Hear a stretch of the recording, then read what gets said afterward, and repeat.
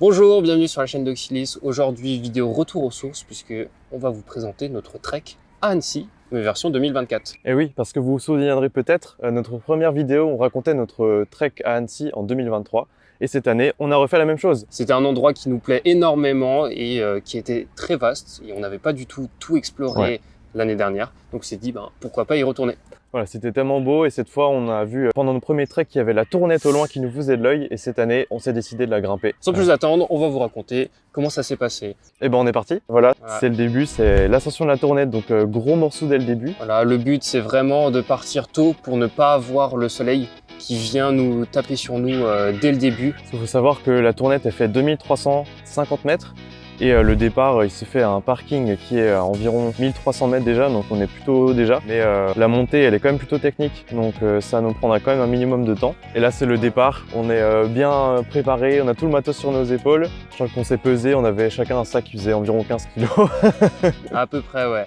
Premier problème qui arrive directement, c'est que on arrive devant le début de la marche et on a un gros panneau information interdit de bivouac. Alors c'est quelque chose qu'on n'avait pas prévu parce qu'en fait juste à la tournette on n'a pas le droit. Donc c'était plutôt récent en plus, 2021, donc on n'a pas fait gaffe à ça et du coup on s'est retrouvés comme des idiots à devoir imaginer comment on va pouvoir camper alors qu'on voulait bivouaquer à la tournette. Donc on a vraiment repris tout notre itinéraire et on a essayé de recalculer tous les trajets et où savoir où dormir pour éviter d'être en infraction petit bivouac. Exactement. Mais bon, ça ne nous empêche pas de commencer la randonnée et de commencer à grimper. Et cette fois avec des bâtons, que c'est la première année où toi tu as des bâtons. Ouais, on est tous les deux avec des bâtons. Et je peux vous dire que ça vous sauve la vie parce que ça permet d'économiser énormément sur les jambes.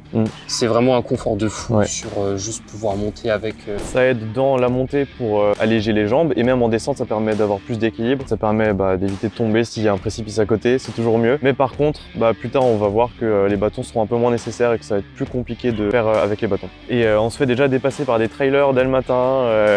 On se rend compte qu'il y a à Annecy, c'est très sportif et que c'était en pleine semaine d'ailleurs qu'on faisait cette ascension et qu'il y a plein de trailers qui faisaient juste l'aller-retour.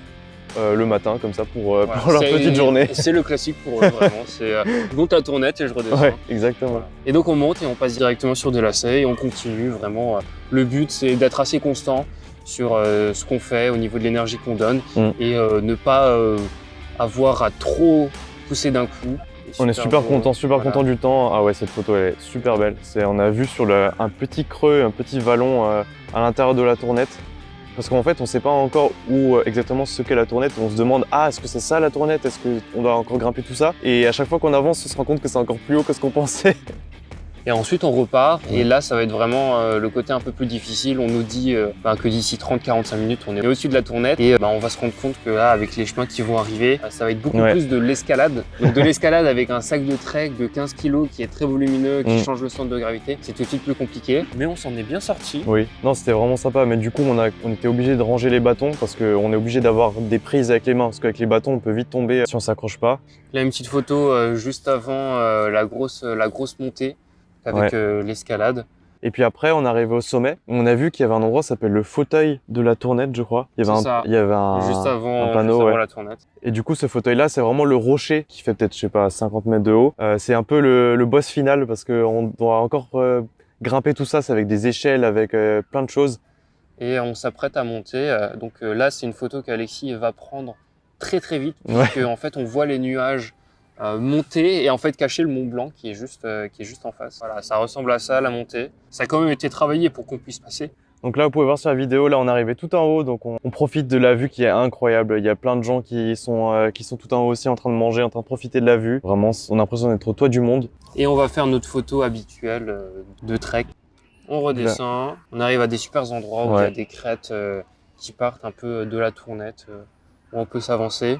On voit bien que le chemin est assez compliqué là sur la photo. Et le but c'est de rejoindre une auberge où on va pouvoir remplir nos gourdes. Et c'était l'endroit où on voulait camper. De base, Mais on s'en est sorti et puis voilà, c'est un paysage incroyable, vraiment, c'était fou.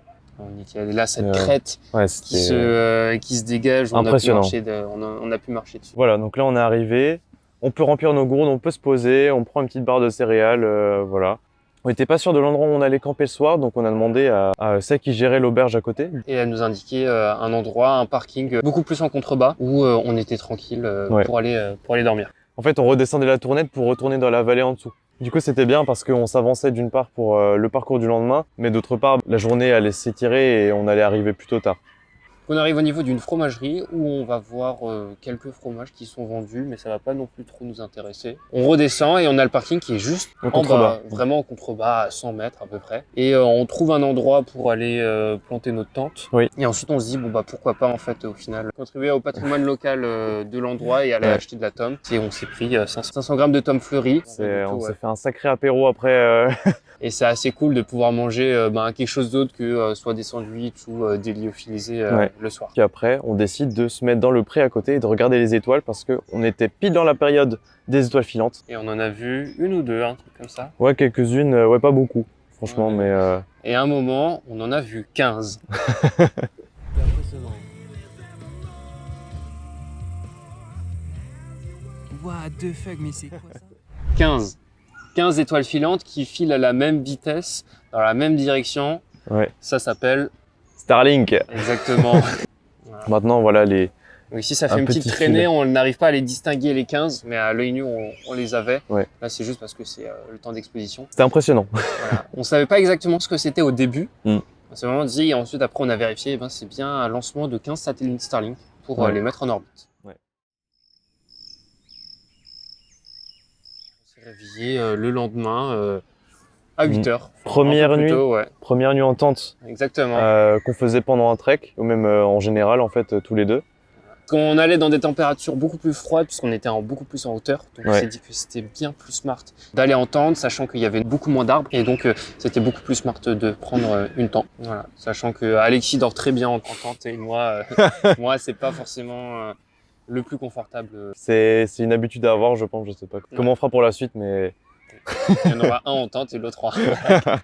Donc c'est le départ pour le deuxième jour. Donc deuxième jour, l'objectif c'est de rejoindre le mont Charvin, donc pas le grimper, mais en tout cas aller à une altitude quand même conséquente pour pas avoir à trop grimper le lendemain. Donc on a traversé toute une vallée. Voilà, on a une grosse journée où c'est pas forcément beaucoup dénivelé, mais c'est sous le soleil. On a encore la transpiration de la veille, on a la fatigue qui commence à s'installer, mais la journée va plutôt bien se passer comme vous allez le voir. Température assez chaude, on y allait vraiment dans une période limite de canicule à Annecy. Mais sur le chemin, déjà il fallait qu'on trouve un endroit pour remplir nos gourdes et pendant la préparation du trajet on avait prévu d'aller à un endroit dans un petit village, sauf que sur la descente pour aller dans la vallée, il y a un monsieur qui nous a interpellé, qui nous a proposé de remplir nos gourdes chez lui dans son puits, et c'est ce qu'on a fait. Finalement on a bien pu se réhydrater et on a pu retester la potion magique.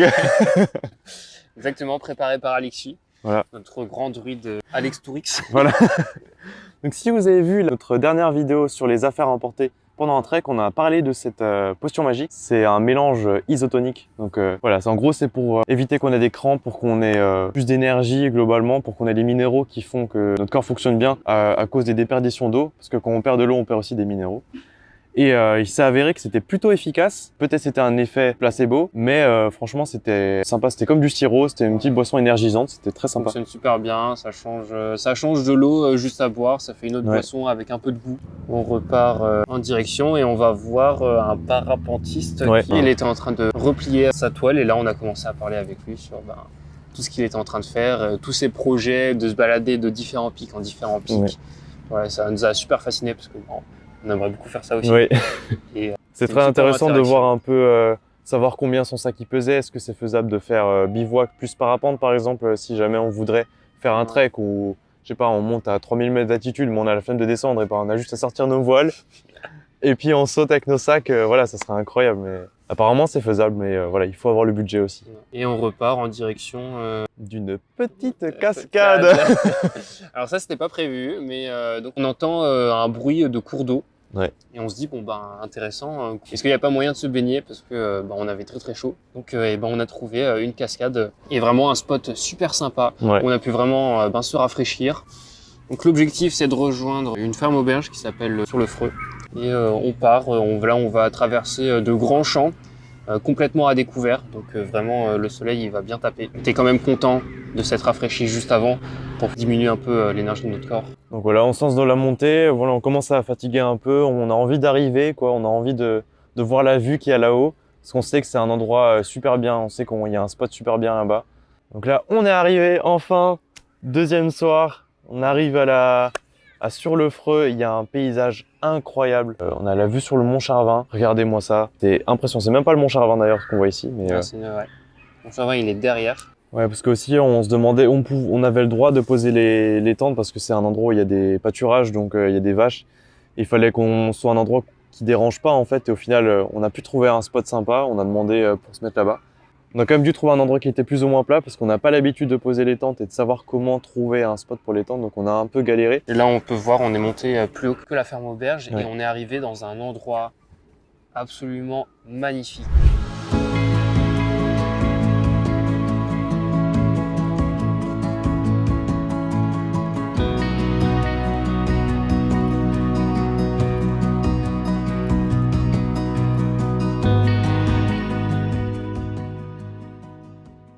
Donc là, on a posé campement pour le repas du soir. On s'est dit que c'était le parfait endroit pour observer, pour se poser, pour manger tout, Voilà. pour regarder les étoiles. Vraiment, il y avait tout qui était là. Coucher de soleil jusqu'à la fin et ensuite observation des étoiles. Vraiment meilleur endroit, enfin top 1. Ouais, de toutes nos randos, c'était le meilleur endroit. Ouais. Et donc ensuite, on est reparti, on est allé poser notre campement là où on nous avait indiqué. C'était une première pour nous d'installer un campement, enfin une tente la nuit, donc c'était assez drôle. Et on arrive au troisième jour qui commence très tôt. Ouais. Ce qui n'était pas prévu, mais on est à côté d'une ferme auberge, et il y a des pâturages, il y a des vaches, et les vaches elles se lèvent très tôt. Ouais. Et à 6 h du matin, on entend gling gling gling gling gling. Toutes les vaches passent juste à côté de notre tente pour aller dans leur pré. C'est assez perturbant parce Ouais. qu'en fait, quand on était dans la tente, on ne savait pas si elles étaient juste autour de nous, et genre vraiment on était dans le campement, ou est-ce qu'elles passaient juste à côté de nous. Oui, qu'elles allaient rejoindre un endroit autre part, parce que vraiment, elles venaient, elles léchaient notre tente, elles sniffaient de partout, c'était perturbant, parce que nous, on voulait prendre notre petit déj, donc déjà, on voulait aller dehors, sauf que ben, si on va dehors, on ouvre la tente, et puis les vaches elles peuvent faire ce qu'elles veulent dans notre tente. Et donc on repart vers 8 h et quelques. On entame directement une grosse descente, parce que l'endroit où on était, c'était un col, et l'objectif de la journée, c'est de descendre ce col, et de remonter en fait pour aller au niveau du Mont Charvin. Donc on a commencé par une grosse descente bien technique dès le matin qu'on n'a pas réveillé, c'est assez challengeant. Voilà, c'était l'endroit à peu près le plus technique qu'on ait eu à faire. Ouais, en descente, ouais. Donc le matin, déjà réveillé à 6 h, enfin, on a dû bien se concentrer sur ce qu'on faisait.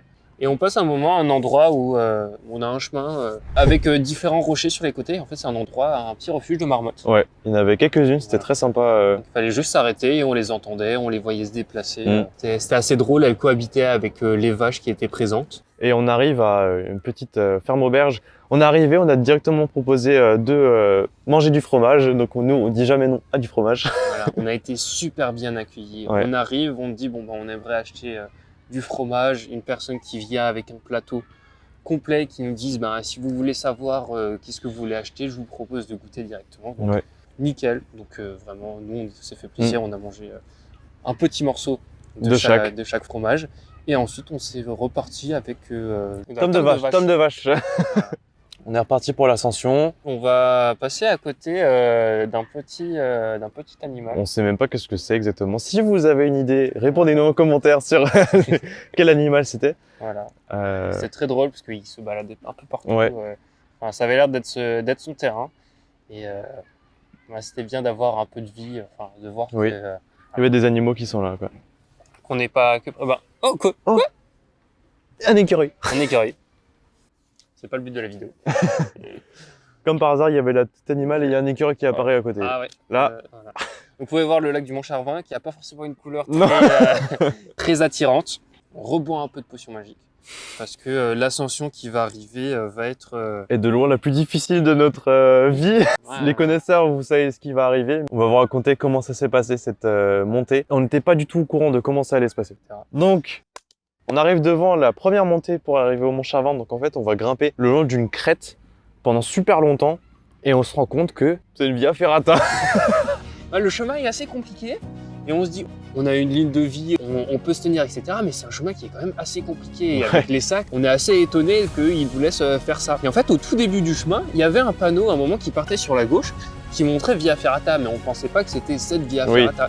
Et au final, quand on arrive tout en haut, Et ben on voit qu'en fait ceci est une via ferrata. Le panneau il disait faites attention, si vous y allez sans équipement, ce n'est pas notre responsabilité. Et nous on s'est quand même posé la question quelques minutes de se demander est-ce qu'on le fait. Et en fait on n'avait pas trop de difficultés sur la montée, on s'est dit qu'on avait confiance en nous. Juste à bien se tenir et bien vérifier qu'est-ce qu'on fait et pas faire les cons. On avait le bon équipement, il y avait même un groupe de seniors qui faisait la descente de l'autre côté, donc on s'est dit voilà, c'est pas non plus si extrême que ça. Mais quand même, voilà, les photos qui défilent. Les photos montrent que c'était quand même voilà. bien compliqué, quoi. Donc on monte et vraiment, comme là c'est vraiment de l'escalade, ouais. On monte très vite en termes de dénivelé. Voilà. Et ouais, ça commence à souffler et juste... le problème c'est qu'en même temps on est en train de transpirer, donc on a envie d'évacuer cette transpiration. Ouais. Mais en même temps, on a froid parce qu'il y a du vent, donc avec la transpiration, notre corps se refroidit bien plus vite. Et après, du coup, c'est plus la Via Ferrata, on a un chemin normal et on arrive au sommet du Mont Charlevin plutôt vite. On n'a pas trop le temps de profiter parce que déjà la vue n'est pas incroyable, il y a beaucoup de nuages autour. On voit qu'au fond, on voit qu'il pleut. Et pendant qu'on est en train de manger nos fromages qu'on avait achetés 1 heure avant, il y a un trailer qui arrive et qui nous dit non mais les gars, bougez de là, dans 10-20 minutes, vous voyez les nuages qui arrivent, ils arrivent pour nous. Dégagez vraiment, donc on termine de manger, on plie bagage et on redescend directement. Ouais. Et on va arriver sur un des chemins les plus difficiles qu'on ait eu à faire au niveau conditions météorologiques. C'était assez catastrophique, quoi. On avait combinaison de chemins rocailleux, glissants, du vent, de la pluie, de la brume. D'un coup, on se serait cru en octobre.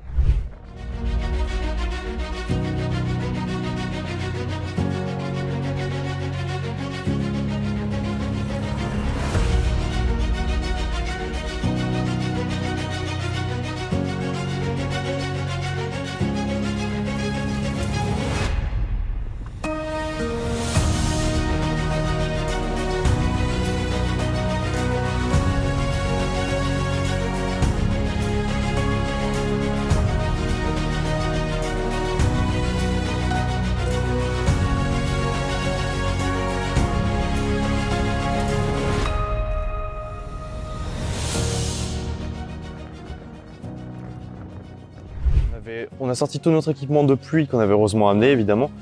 On avait nos protections de sac, notre veste de pluie, voilà, on avait tout ce qu'il fallait. On a ressorti les bâtons parce que c'est hyper dangereux, la descente. Mais voilà, la descente, il faut savoir que c'est 1000 mètres de dénivelé. On sait qu'il y a une auberge en contrebas et on sait qu'on va pouvoir manger en fait là-bas, tout simplement. Donc on va essayer de se dépêcher un maximum pour aller là-bas. Oui, on avait des rochers qui étaient, dès qu'il y avait de l'eau dessus, ça glissait énormément. Oui. Ils étaient très présents, ce qui faisait qu'il fallait vraiment réfléchir sur où est-ce qu'on posait nos pieds, comment est-ce qu'on s'équilibrait avec les bâtons, où est-ce qu'on posait nos bâtons. C'était quelque chose d'assez technique, honnêtement, cette descente. Ouais, à un moment, on voit ce genre de crête comme ça et on voit qu'il y a un nuage très blanc qui commence à passer au-dessus de la crête et on se dit non, il va quand même pas venir sur nous. Et vraiment, le nuage, en 5 minutes, on le voit arriver comme ça. Et d'un coup, il commence à pleuvoir. On est plein dans le nuage et il pleut plus fort qu'il a plu déjà auparavant. On voit presque plus rien. C'était impressionnant. Quand on se dit que le jour d'avant, il faisait temps magnifique, même la montée, le matin, il faisait super beau. Et là, on passe dans un paysage mais terrible. On voit rien à l'horizon. Il pleut, il fait humide. Faites toujours attention, prévoyez toujours des équipements pour tout type de temps. Sinon, vous pouvez vite avoir froid, vous pouvez vite tomber malade et après ne pas être bien pour le reste de la randonnée, ne plus pouvoir faire sécher vos habits. Prévoyez toujours des protections de pluie. Et juste être au niveau confort sur la descente parce que si en même temps vous devez gérer toute la technique de où se positionner, plus gérer votre corps qui vous dit qu'il n'est pas forcément super à l'aise, ça devient très compliqué mentalement. Ouais. Donc finalement, on arrive à la ferme auberge de l'Aulp. Et on vient se poser et on commande un super repas. Puis après, on a pris le temps un peu de faire sécher nos affaires, de se poser un minimum. Puis après, on était tout prêt pour repartir parce que c'était notre dernier jour de vraie randonnée en fait pour notre trek. Et il nous restait encore pas mal de distance jusqu'au soir. Et là commence une descente. Le but c'était de retourner dans la vallée qui est environ à 300 mètres d'altitude. Et nous on est encore à 1005, 1003. Ouais. Donc en gros, on passe du Mont Charlevin qui est à 2400 et on va jusqu'à 300. Donc en gros, on fait presque 2100 mètres de dénivelé négatif en une journée, sachant qu'on avait déjà fait 1000 en positif le matin. Mais quelque chose d'incroyable se passe. Effectivement, puisque quand on descend, On regarde un peu, Alexis qui regarde la carte sur l'Opus, voit un moment un endroit cascade et on trouve une superbe cascade où on va pouvoir se baigner. Et ça c'est vraiment super parce que là aussi on avait encore beaucoup de transpiration puisqu'il faisait chaud. Surtout ça rebooste le moral en fait, ça nous redonne de l'énergie et ça nous donne envie d'aller de recommencer encore plus et de bien terminer la journée. On redescend et là le but c'est d'aller à un endroit qui est quand même assez loin, en 5 km quoi. Ouais, 5 km encore de plat sur la piste cyclable. Mais piste cyclable ligne droite.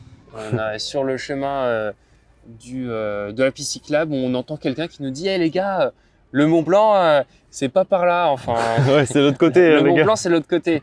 Voilà. On se dit mais c'est qui lui? En fait c'était un gars qui habitait juste à côté de la piste cyclable et qui a commencé à discuter avec nous où est-ce qu'on va, etc. Voilà. Et ce qui était très drôle c'était que nous on parlait de planter la tente et lui il utilisait le mot guitoune. Ouais. Donc à chaque fois il disait alors pour planter la guitoune vous pouvez aller là-bas, là-bas, là-bas. Ouais. Et c'était vraiment super de voir qu'il y a des personnes aussi qui font ça. Voilà. Et que Annecy c'est quand même assez propice. Du coup après on se relance dans la recherche déjà de quelque chose à manger. Et ensuite, on s'est dit, qu'est-ce qui reste ouvert? Et il y avait un kebab qui était ouvert. Petit plaisir pour la fin du trek. Sachant que l'endroit où on est censé camper, c'est une petite colline, et ça veut dire qu'il faut encore qu'on monte 200 mètres de dénivelé pour l'atteindre le sommet où on a le droit de dormir en fait. Et ensuite on attaque la montée. C'était une montée qui se faisait à 21h30, donc le soleil était déjà couché. Donc c'était vraiment nuit noire, juste avec les lampes frontales. Terminer une journée à 22h, franchement, je conseille pas. C'était pas optimal, mais on avait une tellement grande journée et c'était tellement plus compliqué qu'on pensait qu'on était obligé de terminer aussi tard en fait. Donc la journée s'annonce assez compliquée, une quinzaine de kilomètres, une partie sur la route, la piste cyclable, puis après de la montée, parce qu'en fait la voiture on l'avait garée à un parking à 1300 mètres d'altitude, donc on a 1000 mètres de dénivelé jusqu'à 1300.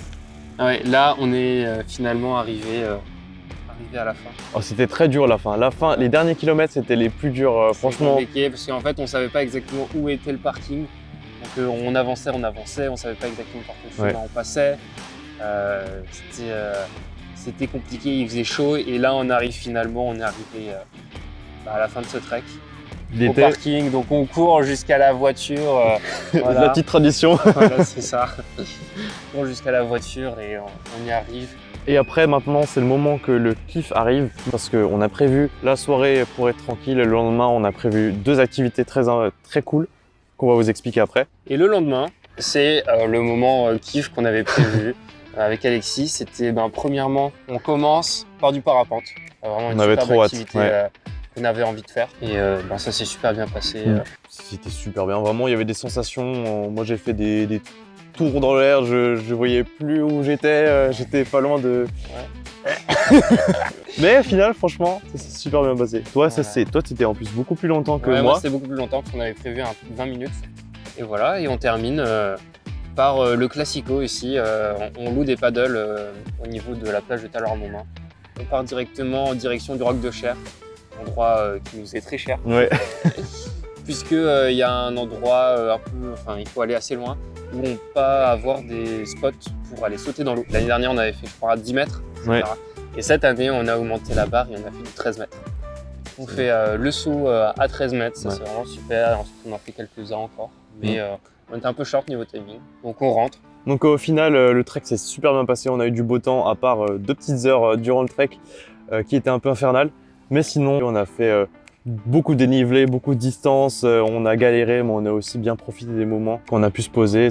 Ce trek a duré 4 jours en tout au niveau marche, plus un 5e jour, on s'est un peu plus fait plaisir. C'était vraiment super, des paysages absolument magnifiques. Donc voilà, si ça vous a plu, dites-nous en commentaire si vous avez des questions, si vous trouvez qu'il y a des choses qui vous ont intéressé, dites-le nous. Et sur ce, on vous dit à une prochaine vidéo. C'était Oxylis. Ciao.